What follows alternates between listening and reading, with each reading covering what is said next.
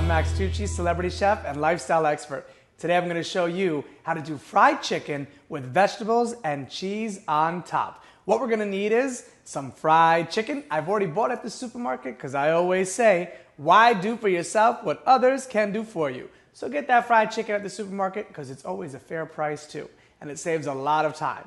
We're going to need some vegetables. I have some wonderful peas here with some little sweet onions. I have some peppers that I've chopped up and some Swiss cheese. Now you can get any cheese that you like, but we're actually going to take that cheese and roll that fried chicken with it. So follow me and let's show you how to do fried chicken with vegetables and cheese on top.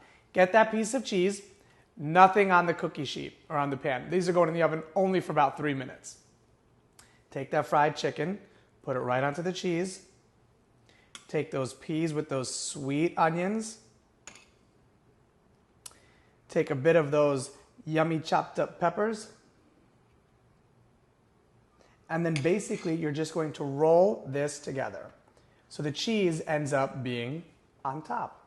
We're going to put this right into the oven at about 350 for about 3 to 5 minutes, just so the cheese melts a little bit. Now we've got that chicken literally shrunken upon that fried chicken.